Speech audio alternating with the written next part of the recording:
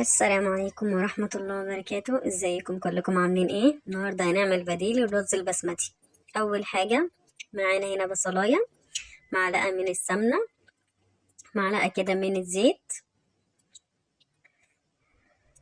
رشة من الملح، وبشوح بقى البصل ده كده ادبله بس اهو زي ما انتم شايفين كده. هدبله بس تطلع ميته بس، يعني يمتص قصدي ميته. خلاص كده النهاردة يا جماعة بديل جميل واقتصادي وبيطلع زي العسل، يعني جميل.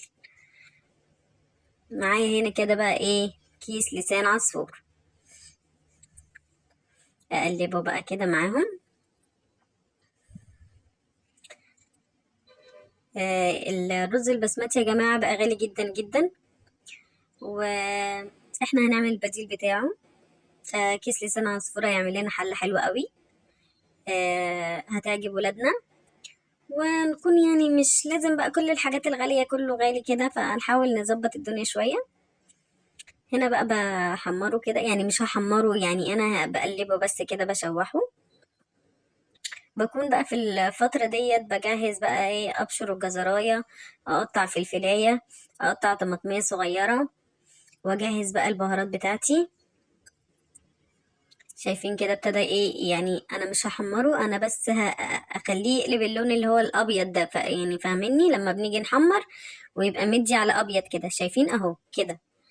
اجهز، كنت مجهزة بقى البصلاية والحاجات اللي انا قلت لكم عليها، هنزل بيها عليهم. بيدوا طعم وشكل تحفة زي ما انتم شايفين يعني الشكل اتقلب 180 درجة، بقى شكله حلو قوي اهو. بشوحهم كده برضو شوية معاه، واجهز بقى الحاجة اللي انا هحطها. بحط معلقة من الزعفران، بحط شوية من البابريكا، شوية من بهارات الكبسة، شوية من الفلفل الاسود. لو ما عندكمش زعفران بتقدروا تحطوا كركم، عشان بس يدينا اللون اللي هو الاصفر يعني. شايفين بقى اللون بقى عامل ازاي. بكون بقى مجهزة شوربة سخنة او مية سخنة، لازم سخنة يا جماعة مغلية اهو. واظبط بقى الملح بتاعي، يعني انا ادوق بقى مع نفسي، واخليه يغلي وهدي عليه النار يستوي براحته. كده خلاص يا جماعة، خلاص كده يعني استوى، شايفين واحدة بواحدة ما شاء الله، يعني حاجة حلوة جدا وهتعجبكم وتعجب الولاد. بجيب بقى كده طبق، شايفين نازل ازاي، لا مكلكع ولا كتل ولا اي حاجة، شايفين واحدة بواحدة. احطه كده في الطبق.